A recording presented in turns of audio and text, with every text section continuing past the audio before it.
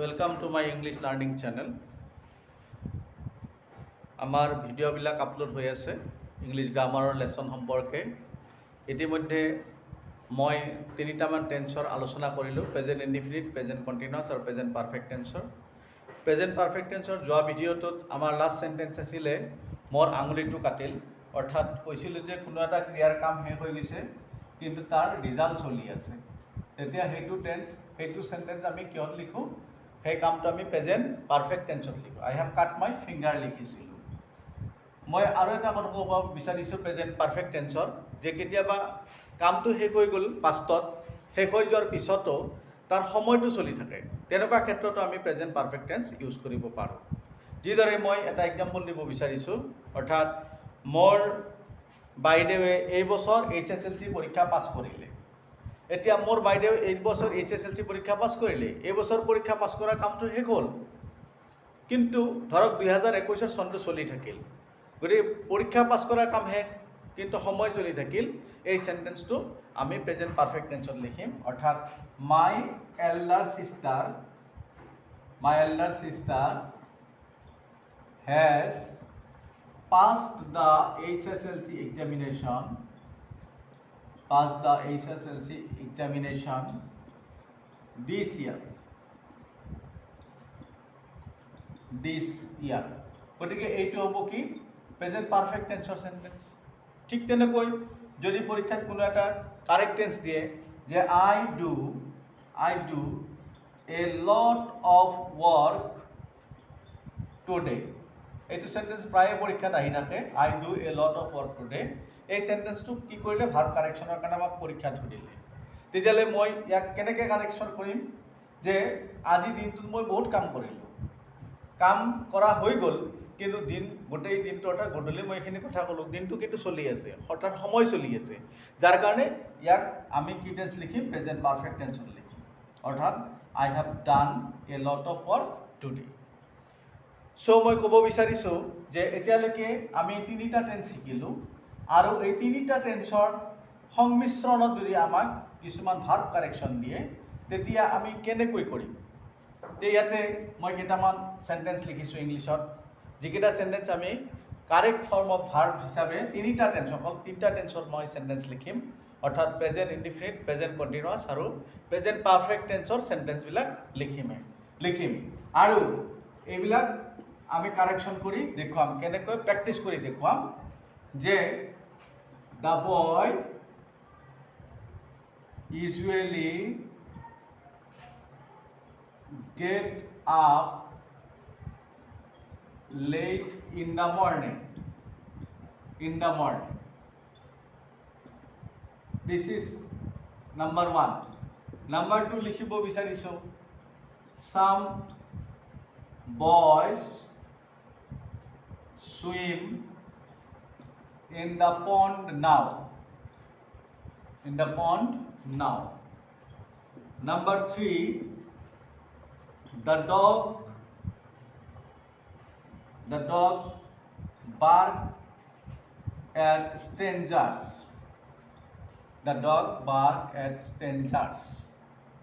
Number 4, we leave the place just now. The price of petrol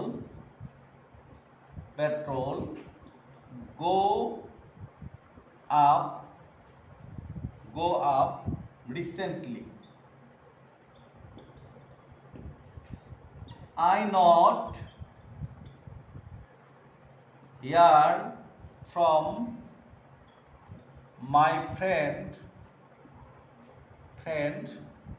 for a month.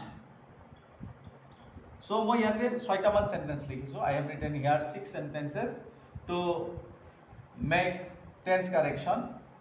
তো এই 6টা sentence এতিয়া আমি কি টেন্সত কাৰেকশ্যন কৰিব পাৰোঁ তাৰ কথা মই অলপ এক্সপ্লেইন কৰি ক'ম। অৰ্থাৎ ফাৰ্ষ্ট সেন্টেন্সটো আছে, the boy usually get up late in the morning. ইয়াতে ইউজুৱেলি ৱৰ্ড আছে আৰু এইটো ল'ৰাটোৰ অভ্যাস হয় ৰাতিপুৱা পলমকৈ উঠা। গতিকে এইটো কি টেন্স হ'ব নিশ্চয় প্ৰেজেন্ট ইনডিফিনিট টেন্স হ'ব গতিকে দা বয় থাৰ্ড পাৰ্চন সিঙ্গুলাৰ নাম্বাৰ সেই সিঙ্গুলাৰ নাম্বাৰত আছে হে গেটৰ লগত কি হ'ব এছ হ'ব the boy gets up late in the morning so it is corrected as gets again some boys swim in the pond now sentence to pond now ase now থকা sentence মানে এতিয়া কিছুমান লৰাই পুখুৰীত হাতুৰি আছে এতিয়া হাতুৰা কামটো চলি আছে গতিকে চলি থকা কাম কি টেন্স লিখিম present continuous so some boys are swimming কি লিখিম some boys are swimming s w I m m I n g again the dog bark at strangers কুকুৰটোৱে অচিনাকি মানুহক দেখিলে ভুকে এইটো কুকুৰটোৰ অভ্যাসগত কাম প্ৰেজেন্ট ইনডিফিনিট টেন্সত লিখা হয় দা ডগ হল থাৰ্ড পাৰ্চন সিঙ্গুলাৰ নাম্বাৰ সেইকাৰণে বাৰ্কৰ লগত কি দিব লাগিব এছ দিব লাগিব আকৌ we leave the place just now আমি এইমাত্ৰ এই ঠাইৰ পৰা গুচি গ'লোঁ আমি এইমাত্ৰ ঠাইখিনিৰ পৰা গুচি গ'লোঁ গতিকে এইমাত্ৰ হৈছে জাষ্ট নাও হোৱা কামবিলাক প্ৰেজেন্ট পাৰফেক্টত লিখা হয় that is why we have left কি হ'ব উই হেভ লেফ্ট লিভৰ past participle left the price of petrol go up recently অলপতে পেট্ৰলৰ দাম বাঢ়ি গ'ল দাম বাঢ়িয়া কামটো শেষ হৈ গ'ল আৰু ইয়াৰ ৰিজাল্ট কি ফলস্বৰূপে as a result as a consequence people are buying at high price buying petrol at high price অৰ্থাৎ বেছি দামত মানুহে এতিয়া পেট্ৰল কিনি আছে result is going on that is why it should be written in present perfect tense so' the price of petrol has gone up কি হ'ব has gone up again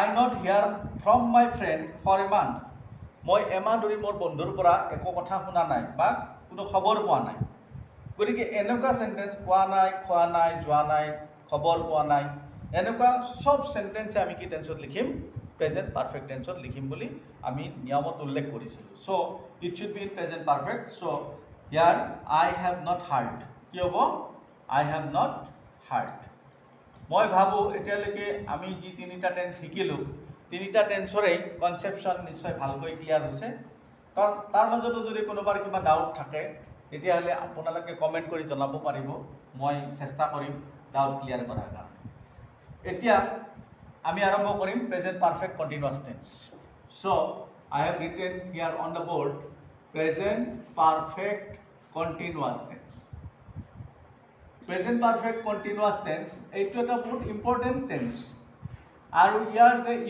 এই ইউজটো বহুত বহুলভাৱে হয় অৰ্থাৎ আমি যেতিয়া ক্লাছ 6-7 পৰাই মানে 6-7 পঢ়িছিলোঁ তেতিয়াৰ পৰাই প্ৰেজেন্ট পাৰফেক্ট কন্টিনিউয়াস টেন্সৰ মানে যিকোনো পৰীক্ষাতে প্ৰেজেন্ট পাৰফেক্ট কন্টিনিউয়াস টেন্সৰ হয়তো ট্ৰান্সলেশন নহলে টেন্স কাৰেকশন নহলে দুটাই থাকে গতিকে আমাৰ ষ্টুডেন্ট বিলাকে এই টেন্সত সাধাৰণতে ইমান ভুল নকৰে আৰু সেইকাৰণে এই টেন্সটো দুটা টেন্স লগোৱা আছে এটা হ'ল পাৰফেক্ট আৰু এটা হ'ল কন্টিনিউয়াস সেইকাৰণে সাবজেক্টৰ পিছত আমি কি লিখো যে সাবজেক্টৰ পিছত হ্যাভ আৰু হেজটো কি পাৰফেক্টৰ ষ্ট্ৰাকচাৰত আহে তাৰ পিছত কন্টিনিউয়াসৰ কাৰণে কি আহিব কন্টিনিউয়াসৰ কাৰণে ভাৰ্ব আহিব কিন্তু পাৰফেক্টৰ ষ্ট্ৰাকচাৰত আৰু এটা বস্তু আহে যে হ্যাভ বা হেজ লিখি ভাৰ্বৰ পাষ্ট পাৰ্টিসিপল লিখিব লাগে কিন্তু ইয়াতে ভাৰ্বৰ পাষ্ট পাৰ্টিসিপল লিখি বি আহে বিৰ পাষ্ট পাৰ্টিসিপল লিখিব লাগে তে বিৰ পাষ্ট পাৰ্টিসিপল কি been so subject plus have or has plus bin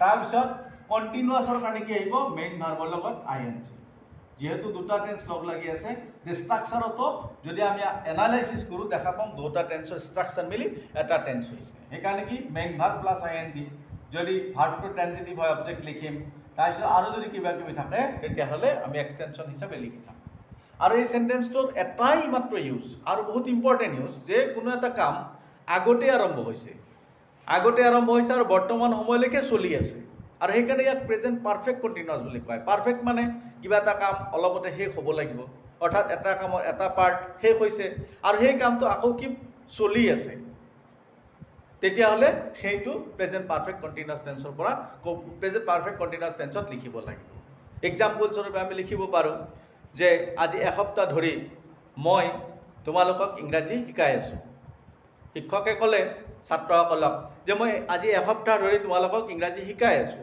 so ইংৰাজী শিকোৱা কামটো এসপ্তাহ আগতে আৰম্ভ হৈছে এসপ্তাহ আগতে আৰম্ভ হৈছে, বহুতখিনি শিকোৱা হৈছে, কিন্তু এতিয়ালৈকে শিকোৱা কামটো বন্ধ হোৱা নাই। অৰ্থাৎ ক্ৰিয়াৰ কাম এতিয়ালৈকে চলি আছে। গতিকে যিটো ক্ৰিয়াৰ কাম আগতে আৰম্ভ হয় বৰ্তমানেও চলি থাকে, তেনেকুৱা যিকোনো কাৰ্য বা ঘটনা আমি কি টেন্সত লিখিম? প্ৰেজেণ্ট পাৰফেক্ট কণ্টিনিউৱাছ টেন্সত লিখিম। আৰু সেইকাৰণে কি লিখিব লাগিব? যে আই হেভ বিন টিচিং, শিকাই আছোঁ, টিচিং ইউ, কাক? তোমালোকক, English. I have been teaching English. I have been teaching you English. এসপ্তাহ ধৰি, ধৰি হ'লে সদায় আমি কি কৰিব লাগে? ফৰ লিখিব লাগে, ফৰ এ উইক। মই আজি এসপ্তাহ ধৰি তোমালোকক ইংৰাজী শিকাই আছোঁ। I have been teaching you English for a week. ঠিক তেনেদৰে আমাৰ ইয়াত যোৱা সপ্তাহৰ পৰা বৰষুণ দি আছে। বৰষুণ দিয়া কামটো যোৱা সপ্তাহত আৰম্ভ হৈছে আৰু এতিয়ালৈকে বৰষুণ বন্ধ হোৱা নাই, চলি আছে। চ' এই সেন্টেন্সটো কি টেন্সত লিখিব লাগিব? প্ৰেজেণ্ট পাৰফেক্ট কণ্টিনিউৱাছ টেন্সত লিখিব লাগিব। চ' আই উইল ৰাইট হিয়াৰ, বৰষুণ দিয়াৰ কাৰণে আমাৰ নিৰ্দিষ্ট কোনো ছাবজেক্ট নাথাকে, যাৰ কাৰণে ইটকে ধৰা হয়। আগতেও কৈছোঁ, ট্ৰেন্সলেশ্যন কৰাৰ সময়ত আমি এইটো কথা সদায় লক্ষ্য ৰাখিব লাগিব যে এনেকুৱা কিছুমান সেন্টেন্স আছে যি সেন্টেন্সত নিৰ্দিষ্ট কোনো ছাবজেক্ট নাথাকে। আৰু নিৰ্দিষ্ট ছাবজেক্ট যেতিয়া নাথাকে তেতিয়া সেই সেন্টেন্স ষ্টাৰ্ট কৰাৰ কাৰণে আমি ইটেৰে আৰম্ভ কৰোঁ। এনেকুৱা ইটক এণ্টিচিপিটৰ ইট বুলি কোৱা হয়। চ' the sentence will be, it has been raining যোৱা সপ্তাহৰ পৰা। যোৱা সপ্তাহৰ পৰা বুলি কোৱাৰ লগে লগে আমি সিন্সৰ ইউজ কৰিব লাগিব। চ' it has been raining আমাৰ ইয়াত বুলি কোৱাৰ লগে লগে মই কি লিখিব লাগিব? in our place। কোনোবাই যদি ইন আৱাৰ প্লেচ নিলিখি হিয়াৰ লিখে তথাপি হৈ যাব। It has been raining in our place or here since last week. এতিয়া এইখিনিতে মই এটা মানে কথা ক'ব বিচাৰিছোঁ ষ্টুডেণ্টৰ মনত ৰখাৰ কাৰণে, যে এই সিন্স আৰু ফৰৰ ইউজৰ ক্ষেত্ৰত অলপ মন কৰিবলগীয়া কথা আছে। যে ফৰ সাধাৰণতে কোনো এটা এনেকুৱা এটা সময় যিটো ব্যাপক সময়, পিৰিয়ড অফ টাইম, যি সময় কিমান সময় ধৰি কাম চলি আছে, যে 1 ঘণ্টা ধৰি 5 ঘণ্টা ধৰি, এনেকুৱা এটা ব্যাপক সময়ৰ আগত আমি ফৰৰ ব্যৱহাৰ কৰোঁ। আৰু পইণ্ট অফ টাইম অৰ্থাৎ যিটো নিৰ্দিষ্ট সময়ৰ পৰা কোনো এটা কাম আৰম্ভ হয় তাৰ আগত আমি সিন্সৰ ব্যৱহাৰ কৰোঁ। চ' ইয়াতে কোৱা হৈছে এসপ্তাহ ধৰি, ফৰ এ উইক। ইয়াতে কোৱা হৈছে যোৱা সপ্তাহৰ পৰা, কেতিয়াৰ পৰা? যোৱা সপ্তাহৰ পৰা। তেনেকুৱা সেন্টেন্স আমি কিহত লিখিম? তেনেকুৱা মানে টাইমৰ আগত সিন্স ব্যৱহাৰ কৰিম। যদি কওঁ যে জন্মৰ পৰাই মই অসমত বাস কৰি আছোঁ, জন্ম হোৱাটো মোৰ আগতে হৈ গ'ল, চ' পাষ্ট হৈছে, কিন্তু এতিয়ালৈকে মই অসমতে বাস কৰি আছোঁ। চ' এইটো আমি কি টেন্সত লিখিম? প্ৰেজেণ্ট পাৰফেক্ট কণ্টিনিউৱাছ টেন্সত। গতিকে কেতিয়াৰ পৰা? জন্মৰ পৰাই। চ' I have been living in Assam। জন্মৰ পৰাই মই অসমত বাস কৰি আছোঁ। কেতিয়াৰ পৰা? জন্মৰ পৰা। জন্ম হোৱাটো এটা নিৰ্দিষ্ট সময়, সেই নিৰ্দিষ্ট সময়ত কি আহিব? সিন্স আহিব। সিন্স মাই বাৰ্থ। চ' সিন্সৰ ব্যৱহাৰটো আমি গম পাই গ'লোঁ, ফৰৰ ব্যৱহাৰ গম পাই গ'লোঁ। কিন্তু এই সেন্টেন্সটো যদি মোৰ জন্মৰ পৰা, ধৰক আজি মই 40 বছৰ ধৰি অসমত বসবাস কৰি আছোঁ, মই এইবাৰ ক'লোঁ জন্মৰ পৰাই মই অসমত বসবাস কৰি আছোঁ, এইটো মই ক'লোঁ জন্মৰ পৰা আজি 40 বছৰ হৈ গ'ল মই ইয়াত বসবাস কৰি আছোঁ। তেতিয়াহ'লে মই ইয়াতে কি লিখিম? লিভিং স্পেলিংটো ভুল হৈছে, LIVING হ'ব। LIVING, লিভিং স্পেলিংটো ভুল হৈছিলে, লিখিব লাগিব I have been living, LIVING, I have been living in Assam since my birth। ঠিক যদি কওঁ যে জন্মৰ পৰা মোৰ আজি 40 বছৰ হৈ গ'ল, 40 বছৰ ধৰি মই অসমত বসবাস কৰি আছোঁ। চ' I have been living in Assam for 40 years। So' since আৰু ফৰৰ ব্যৱহাৰ আমি ইয়াতে গম পাই গ'লোঁ। এই টেন্সত যদি ভাৰ্ব কাৰেকশ্যন দিয়া যায় তেতিয়াহ'লে আমি সহজতে বুজিব পাৰোঁ। আৰু আমি ষ্টুডেণ্টক সাধাৰণতে কৈ থাকোঁ যে যদি কোনো এফাৰ্মেটিভ সেন্টেন্সত সিন্স আৰু ফৰ থাকে, আমি এটা গ্ৰামেটিকেল ইমান কথা নাই এইটোত, সদায় সঁচা নহ'ব পাৰে, কিন্তু ষ্টুডেণ্টৰ সহায়ৰ কাৰণে এইটো কথা কৈ দিওঁ যে যদি কোনো এফাৰ্মেটিভ চেণ্টেন্সত সিন্স আৰু ফৰৰ ব্যৱহাৰ দেখা যায় তেতিয়াহ'লে আমি সেই চেণ্টেন্সবিলাক সাধাৰণতে কিহত লিখোঁ প্ৰেজেণ্ট পাৰফেক্ট টেন্সত লিখোঁ যিদৰে হি write an essay since 9 AM তাৰপিছত the boys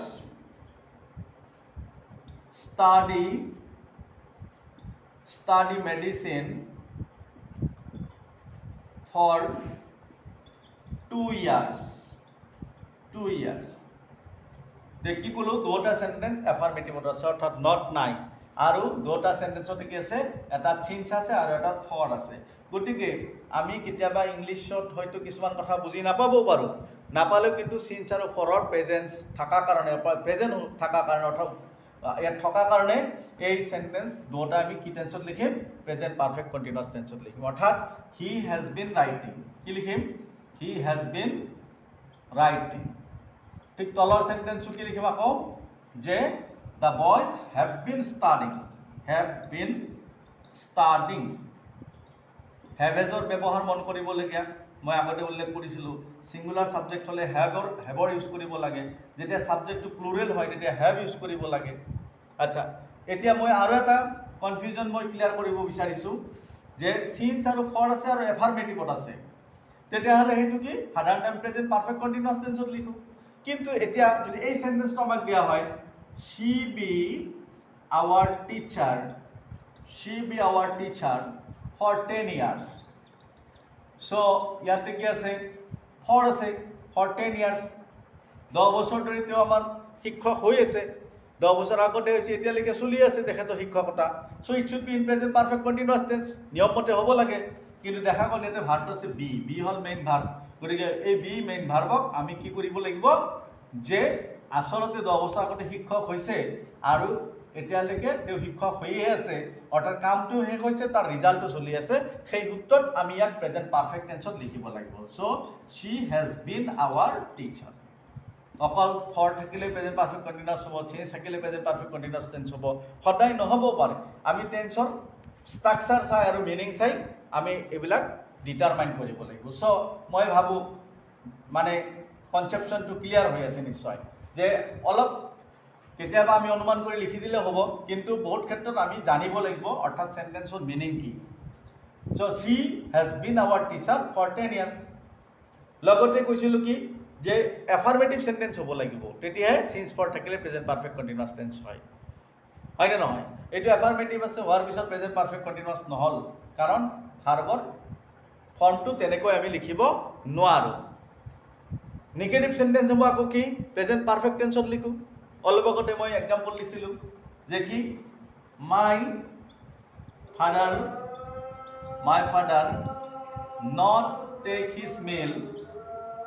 not take his meal since last night মোৰ দেউতাই যোৱা ৰাতিৰ পৰা আহাৰ খোৱা নাই সো এইটো আকৌ কিহত লিখিব লাগিব প্ৰেজেন্ট পাৰফেক্ট টেন্সত my father has not taken কি হ'ব has not taken his meal so এইদৰে আমি কি কৰিব পাৰোঁ যে টেন্স কাৰেকশ্যন কৰিব পাৰোঁ আৰু প্ৰত্যেকটো কথাই আমি মনত ৰাখিব লাগিব পৰীক্ষাত এটা ভাল স্ক'ৰ পোৱাৰ কাৰণে আৰু ইংলিছত কথা কোৱাৰ কাৰণে যদি এই ৰুলছবিলাক আমি ফ'ল' কৰোঁ তেতিয়া বিভিন্ন ধৰণৰ চেণ্টেন্স আমি বনাই আমি এজন ভাল স্পীকাৰ হৈ যাব পাৰিম সো আজিৰ কাৰণে মই এইখিনিতে শেষ কৰিছোঁ all of you are thanked for watching my videos on English learning channel মই মোহাম্মদ ৰফিকুল ইছলাম আপোনালোকলৈ এনেকুৱা ভিডিঅ' সদায় আগবঢ়াই থাকিম